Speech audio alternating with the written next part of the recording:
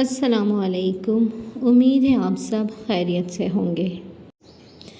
آج ہم جماعت دہم کی مطالعہ کی کتاب کے سبق نمبر 3 کے ذیلی عنوان سن 1962 کے آئین کی خصوصیات اور ناکامی کا مطالعہ کریں گے۔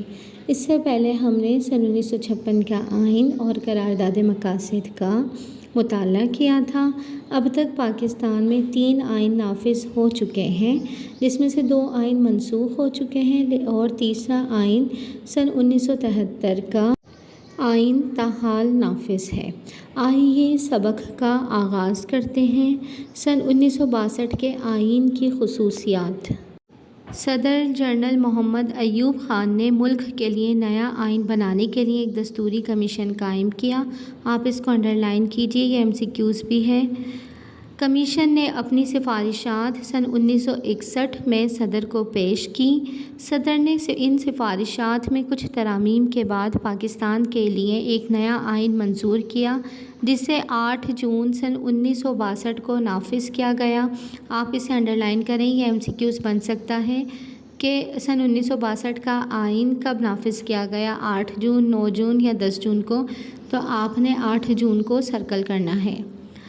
اس کی خصوصیات درج ذیل ہیں۔ نمبر 1، سن 1962 کا آئین وفاقی نوعیت کا تھا۔ اس دستور میں پاکستان کے دونوں حصوں کو برابر نمائندگی دی گئی تھی۔ دونوں حصوں سے مراد یہاں پر مشرقی پاکستان اور مغربی پاکستان ہے۔ سن 1962 کے دستور کے تحت ملک میں صدارتی طرز حکومت رائج کیا گیا۔ تمام اختیارات کا منبع صدر کو بنایا۔ سن 1962 کے دستور میں کئی اسلامی دفعات شامل کی گئیں، مثلاً اللہ تعالیٰ کی حاکمیت، اقتدار، اللہ تعالیٰ کی امانت اور اس کا عوام کے منتخب نمائندوں کے ذریعے استعمال، پاکستان کا نام اسلامی جمہوریہ پاکستان اور سربراہ ریاست کے لیے مسلمان ہونا لازمی قرار دیا گیا۔ یہ شارٹ کوسچن نمبر 13 بھی ہے۔ عوام کو بہتر زندگی گزارنے اور اپنی صلاحیتوں کے اظہار کے لیے حقوق دیے گئے، جن کو شہریوں کے بنیادی حقوق کہتے ہیں۔ سن 1962 کے آئین میں اردو اور بنگالی دونوں کو پاکستان کی قومی زبانیں قرار دیا گیا۔ سن 1962 کے آئین کی ناکامی۔ صدر جنرل محمد ایوب خان نے قریباً 10 سال حکومت کی۔ جنرل محمد ایوب خان کی آمرانہ حکومت کے خلاف عوام نے زبردست تحریک چلائی اور حالات ان کے کنٹرول سے باہر ہو گئے۔ ان حالات کے پیش نظر ایک دفعہ پھر ملک میں مارشل لاء نافذ کر دیا گیا۔